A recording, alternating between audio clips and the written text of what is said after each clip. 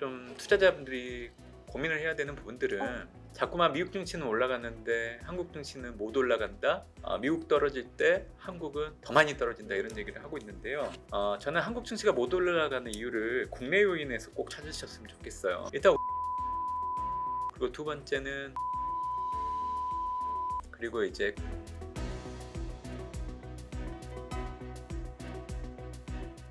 네, 시청자 여러분 안녕하세요. 저희 월가워즈 빅터뷰 오늘 함께 하겠습니다. 연준의 빅컷하는 결정을 받아들이고 좀 더 뚜렷한 해석이 이제 또 수면 위로 올라오지 않았을까 싶어서요. 이분과 함께 얘기 나눠보겠습니다. 대신증권 문남중 연구원 함께 하겠습니다. 어서 오시죠. 네, 안녕하세요. 사실 미국이 이제 고금리 장기화 마무리하고 인하에 나섰는데 이 피봇이 주는 의미가 굉장히 컸고 사실 25bp냐 50bp냐 얘기가 많았었잖아요. 근데 결국에는 50bp가 되었어요. 근데 이게 시장이 원하는 게 맞았는지 좀 헷갈림을 줬다고 생각하거든요. 결과로 보면 시장이 원하는 대로 됐죠. 음. CME 패드워치 툴은 63% 확률로 50bp 인하를 점치는 상황이었기 때문에 의외로 사실 파월 연준위원장이 가감하게 50bp 인하를 내린 상황이라서 우선적으로는 또 50bp라는 금리 인하가 가지는 내의가 뭔지에 대해서 좀 시장이 고민을 많이 한 것 같아요. 지금 시장에서는 두 가지로 보고 있거든요. 네. 하나는 앞으로 경기 둔화, 이를 넘어서는 경기 침체를 앞서서 이제 보험적인 성격의 금리 인하를 한다라는 의견이 있고, 또 한편으로는 현재 물가 이런 고용 지표, 미국의 경제 지표를 놓고 본다고 하면 통화 정책에 대한 정상화를 밟아나가는 형태의 금리 인하이다. 이 두 가지 의견이 상충이 되고 있는데 전자는 증시가 하락하는 거, 후자는 증시가 오르는 걸 얘기를 하는데 저는 후자 쪽의 비중을 더 많이 두고 있는 상황이고요. 9월 26일 그때 미국의 2분기 GDP 확정치가 발표되는데 사실 확정치는 뭐 그렇게 중요하진 않아요. 당연히 시장에서는 한 번 더 확인하려고 할 것 같고, 그리고 27일 날은 미국의 8월 PC 물가 발표내는데 CPI 전철처럼 헤드라인은 전월보다 내리고 근원 같은 경우에는 소폭 올라가는 형태로 추정은 되고 있어요.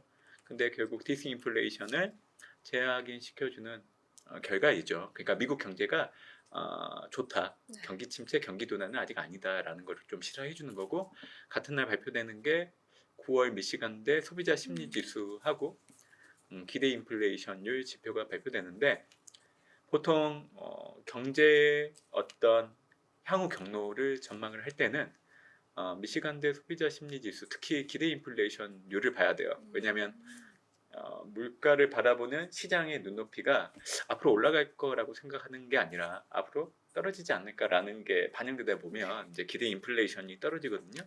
그게 바로 연착륙 확률을 높이는 상황이에요. 그래서 제가 방금 얘기해드렸던 세 가지 지표가 결국 미국의 경기 상황이 나쁜 상황이 아니다라는 걸 뒷받침해 줄 거로 좀 보고 있기 때문에 결국 이를 바탕으로 해서 또 미국 증시는 한 차례 더 올라갈 여지를 만들지 않을까라고 생각하고 있습니다.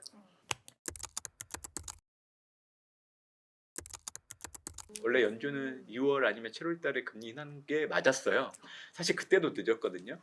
근데 7월 FMC 끝나자마자 8월 초부터 갑자기 ISM 제조업 지수를 가지고 네. 미국의 경기 침체 고조되면서 금융시장에 혼란이 발생을 했거든요. 예.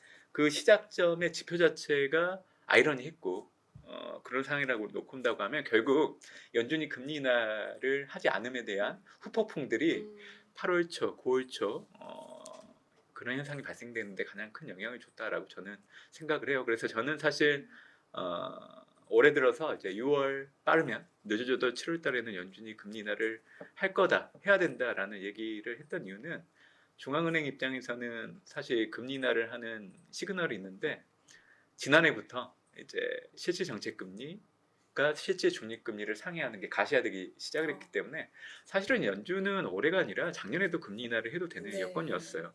그리고 또 하나는 과거 1995년도 이후에 연준이 금리 인상을 중단하고 금리 인하를 단행하기 전까지 그 개월수가 있잖아요.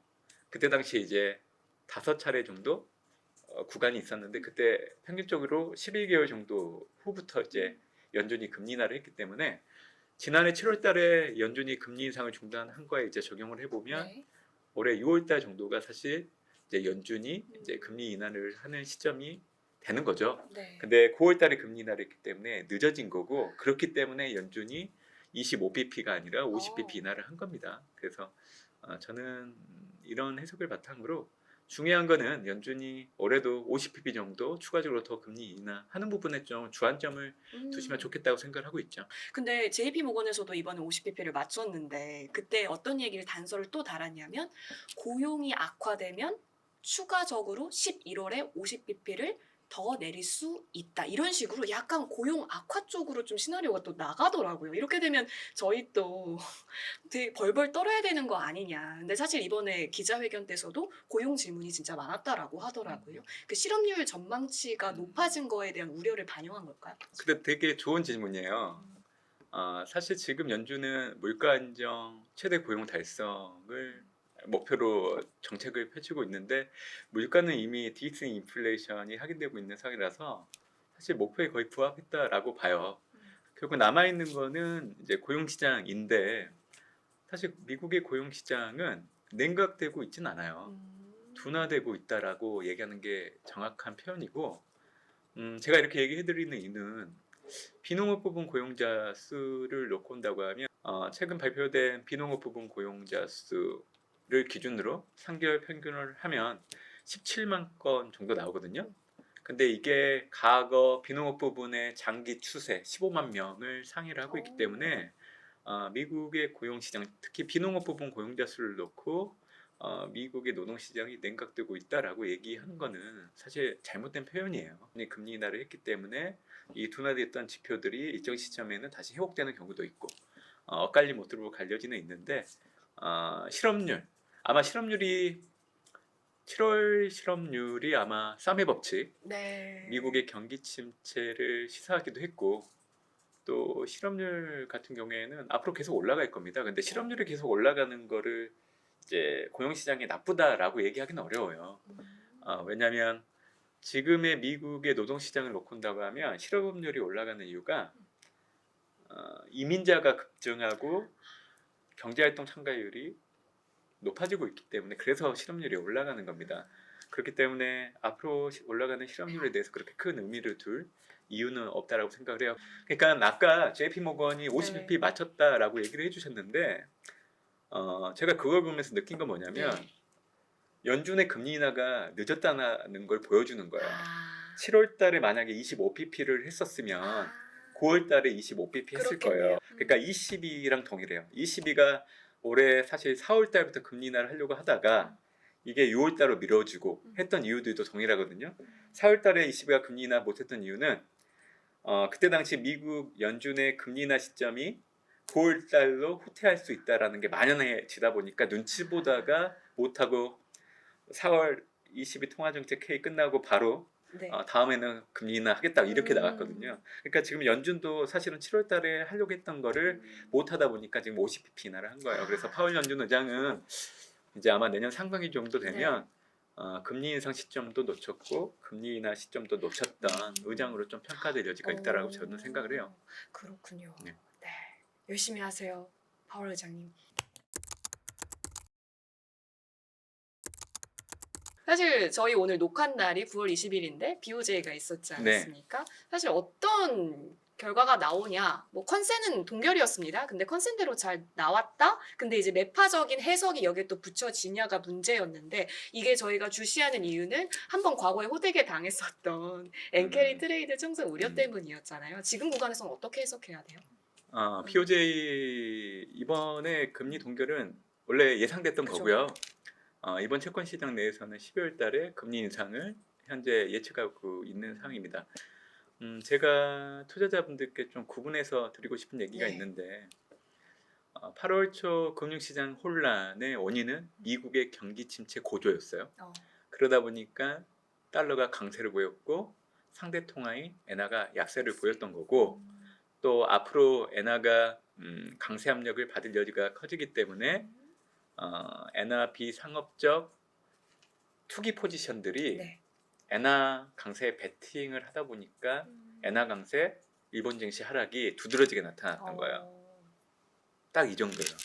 근데 지금 자꾸만 엔캐리 트레이드 자금들이 뭐 청산됐다, 얘기 많이 청산될 나와요. 거다라고 네. 얘기를 하고 있는데 엔캐리 트레이드 자금을 볼 수 있는 데이터가 없단 말이에요. 그런 상황에서 이제 청산이 됐다, 될 거다 이렇게 얘기하는 것 자체가 저는 좀 논리적이진 않다라고 생각을 해요. 그러니까 올해는 기대예요, 기대. 그러니까 앞으로 일본 중앙은행이 금리를 계속 올릴 거니까 엔화는 강세, 증시는 하락할 거라는 거를 염두에 두고 엔화 비상업적 투기적 포지션들이 움직이고 있는 거예요. 딱 이 정도. 실제로 시장이 우려하는 엔캐리 트레이드 청산은 내년 상반기 정도 돼야 실제적으로 나타날 겁니다. 왜냐하면 사실 연준이 9월달에 금리 인하를 단행하기 이전에 놓고 온다고 하면 연준은 계속 금리를 동결하고 있었고 BOJ가 금리를 올렸지만 0.25% 소폭이잖아요. 네. 그러면 미국과 일본 간의 10년물 국채를 가지고 한번 비교를 해보면 생각을 해보세요. 제가 투자자예요. 미국 같은 경우에는 예를 들자면 지금 3% 그때 당시에는 3% 정도 격차가 있었기 때문에 미국에 투자하면 3% 정도 수익이 나는데 지금 일본 같은 경우에는 투자를 해봤자 거의 소폭 0.25 정도 되는데 어느 쪽에 투자를 하시겠어요? 위로 가야죠. 당연히 미국 네. 기존에 가지고 있던 거를 고수할 수밖에 없단 말이에요. 근데 이제 그나마 이제 9월달에 연준이 50bp 금리 인하를 하기 때문에 이제서는 좀 우려가 커질 여지는 있어요. 근데 재밌는 거는 연준이 내릴 때 BOJ가 같이 올려주면 당연히 그 우려가 커질 수 있는데 연준만 내렸잖아요. 네. BOJ는 동결하고 올해 남아있는 연준의 일정 11월, 12월 남아있고 BOJ 같은 경우에는 이제 12월 달에 금리 인상을 한다고 예정되어 있는데 아마 12월 정도 되면 연준도 금리를 내리고 BOJ도 금리 인상을 하잖아요. 이제 맞물린단 말이에요. 그래서 이제 내년 상반기 정도 되면 이 미국과 일본 간의 금리차 축소가 가시화되게 나타나기 때문에 그래서 실질적으로 움직이는 시점은 내년 상반기 정도 된다고 보시면 돼요. 그래서 앞으로 이제 일본의 엔화는 강세, 증시 하락이란 부분들은 당분간 계속 이어질 여지는 있는데 그 원인을 놓고 한다고 하면 우려예요, 우려. 그리고 이제 실질적으로 그런 자금들이 움직이는 거는 이제 내년 상반기. 그래서 저는 좀 구분해서 좀 봤으면 하는 얘기를 좀 들어요. 그리고 8월 초처럼 뭐 엔화가 다이내믹하게 뭐 강세로 가고 증시가 급격하게 떨어지고 이런 부분들은 올해 연내 이전까지는 이제는 보기는 어려울 거예요. 그렇기 때문에 투자자분들이 그런 사소한 부분이긴 하는데 그런 부분들을 가지고 좀 투자를 하시면 좋겠다고 저는 생각을 하고 있죠.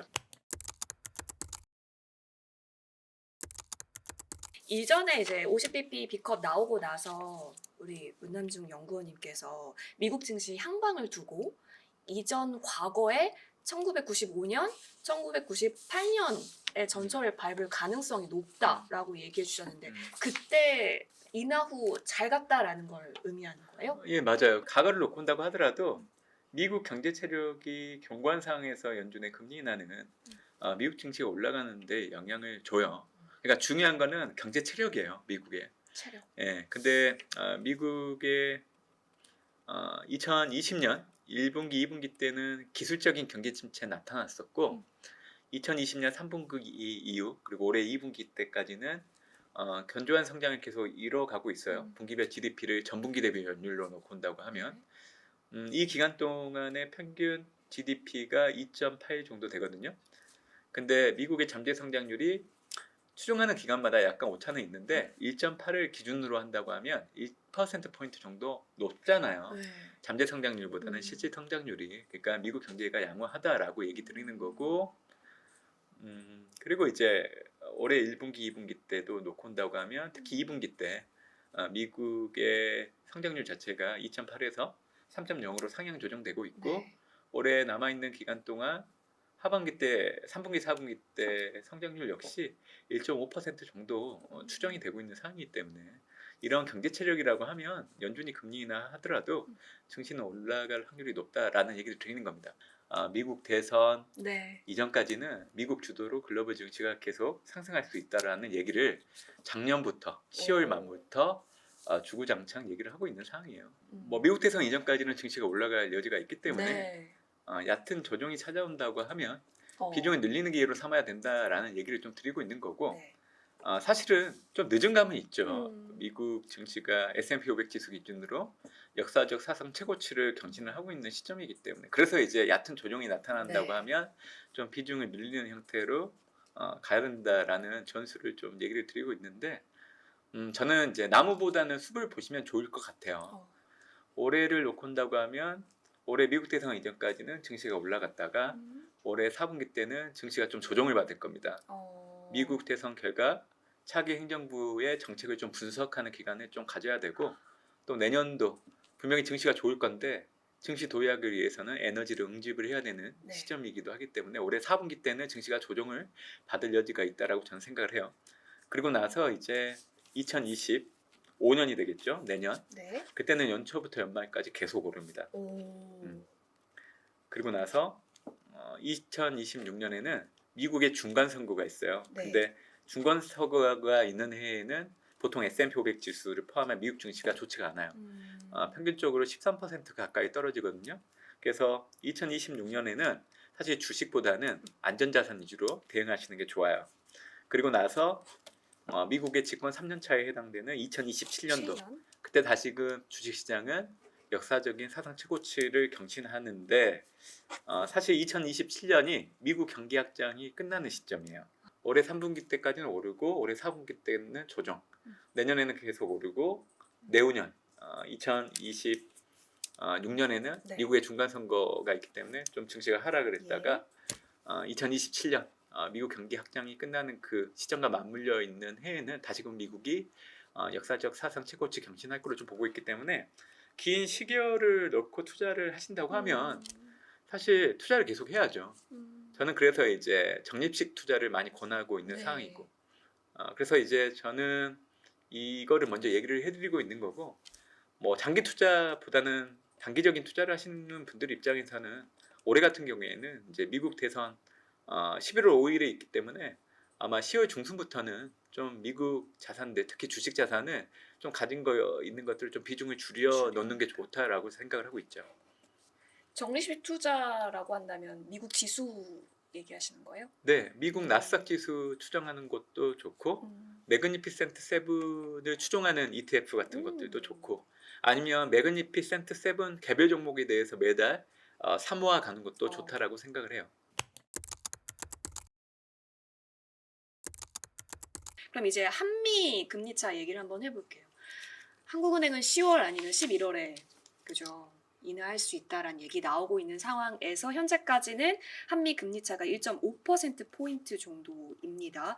이것이 시사하는 바 그리고 외환 시장에 있어서 글쎄요. 이 달러 약세 기조의 포지션으로 쭉 지켜봐도 되는지도 궁금하네요. 언제 할 것 같아요? 한국은행 금리나 10월? 10월. 맞아요. 맞아요? 예, 10월에 할 거예요. 지금도 한국은행은 금리 인하 시점이 늦었죠. 물가 안정을 이미 달성을 했잖아요. 네. 한국은 가계자산 특히 부와 관련된 부분이 이제 부동산이기 때문에 금리 인하를 하게 된다고 하면 집값 상승 이에 따른 또 대출 수요들이 늘어나는 부분들이 가계 부채로 이어질 수 있기 때문에 그래서 이제 이 부분에 대해서 신경을 많이 쓰고 있는 것 같아요. 근데 고금리를 계속 하게 된다고 하면 기업 가계에 미치는 영향력이 부정적으로 작용할 여지는 있죠. 가계의 소비가 줄어들고 기업들은 투자하기 어려운 환경이기 때문에 그러니까 모든 것들 두 마리 토끼를 다 잡을 수는 없어요. 결국 저는 금리 인하를 10월 달에 단행할 걸로 좀 보고 있고 그래서 앞으로 방향성을 놓고 본다고 하면 원하는 강세 기조로 간다. 이걸 염두에 두시면 좋을 것 같고 제가 이제 한국 얘기가 나와서 좀 투자자분들이 고민을 해야 되는 부분들은 자꾸만 미국 증시는 올라갔는데 한국 증시는 못 올라간다. 미국 떨어질 때 한국은 더 많이 떨어진다 이런 얘기를 하고 있는데요. 저는 한국 증시가 못 올라가는 이유를 국내 요인에서 꼭 찾으셨으면 좋겠어요. 국내 요인. 네, 대내 요인이 되겠죠. 일단 우리나라 성장률 안 좋아요. 올해 2분기 때 역성장했거든요. 전기 대비로. 그리고 두 번째는 우리나라 수출 증가율, 특히 품목별, 지역별 수출 증가율 품목은 반도체가 될 거고 지역은 중국이 되겠죠. 네. 수출 금액과 수출 증가율이 둔화되고 있어요. 그리고 이제 금투세 관련된 논란들 이런 정치적인 불확실성이 있기 때문에 이 세 가지가 해결되지 않는다고 하면 국내 증시가 사실 미국 증시 올라갈 때 동행해서 올라가기는 좀 어렵다고 봐요. 그래서 저는 8월 초에 나타났던 금융시장의 혼란을 보면서 느꼈던 거는 US와 논 US 미국과 미국이 아닌 국가의 어떤 경제나 증시 흐름들이 이제 시간이 지날수록 자꾸 차별화가 되겠구나. 그래서 이런 부분들을 고려하신다고 하면 투자자 여러분들이 되도록이면 국내 자산 비중을 좀 줄이시고 미국 자산 비중을 좀 늘리는 형태로 가긴 가야 돼요. 아마 이 부분을 좀 고민을 좀 많이 하셨으면 좋지 않을까라고 생각을 하고 있습니다. 글로벌 증시는 전반적으로 이제 서로의 어떤 한 국가가 가지고 있는 경제 상황을 반영하면서 좀 차별화되는 형보로 갈 여지가 커졌어요. 그래서 최우선적으로 봐야 되는 투자 대상은 당연히 미국이고요. 그리고 이제 선진국 내에서 놓고 온다고 하면 미국, 유럽, 일본 순이에요. 22는 독일 경제 성장을 지원하기 위해서 네. 올해 연내 추가적인 금리 인하를 단행을 할 겁니다. 그게 이제 유럽 증시가 올라가는 이유이고요. 어차피 일본은 BOJ가 금리 인상을 하게 되기 때문에 엔화 강세, 일본 증시 하락 이 부분이 이제 증시가 올라가는 발목을 잡는 거고요. 그래서 선호도 선진국은 그렇게 보고 있고 신흥국 같은 경우에는 선호도보다는 좀 관심 있게 봐야 되는 대상들을 차이나 엑시트 관련해서는 인도, 베트남 보고 있고 멕시코 정도까지. 그리고 이제 반도체 업황을 고려한다고 하면 당연히 한국과 대만 좀 봐야 된다 얘기를 해드리고 있죠. 글로벌 반도체 업황은 지난해 4분기 때 상승 국면에 들어갔고 과거 평균적으로 8개분기 정도 연속됐기 때문에 이를 적용을 해보면 내년 3분기 그리고 내년 4분기 정도까지 염두에 두시면 돼요. 그래서 업황 자체가 아직은 꺾이진 않았기 때문에 반도체국에 대해서는 좀 여전히 관심을 가져야 되는 부분들 얘기해드리고 있고 이제 미국 연준이 금리 인하를 하게 된다고 하면 또 금리 인하 행보에 동참할 국가가 중국이에요. 중국은 연준보다 앞서서 LPR 기준금리를 인하를 했었지만 연속적으로 하지 못하다 보니까 그 효과가 제한되고 있는데 9월 달에 연준이 금리 인하를 단행했기 때문에 빠르면 9월 아니면 늦어져도 다음 달부터는 인민은행이 LPR 기준금리 인하를 연속적으로 할 겁니다. 그렇게 된다고 하면 중국의 부동산 시장이 살아나게 될 거예요. 금리 인상과 금리 인하 이런 전통적인 통화 정책은 가장 강력해요. 그렇기 때문에 중국의 부동산 시장이 살아나는 기미가 보인다고 하면 중국 증시는 올해 4분기 그리고 내년 1분기 정도까지는 저점을 형성하고 반등하기 시작을 해서 좀 계속 올라갈 여지는 있다. 하지만 좀 중국은 올해 4분기 내년 1분기 때 올라오는 구간을 통해서 좀 비중을 줄이는 기회로 삼아야 된다라는 얘기를 좀 해드리고 있죠.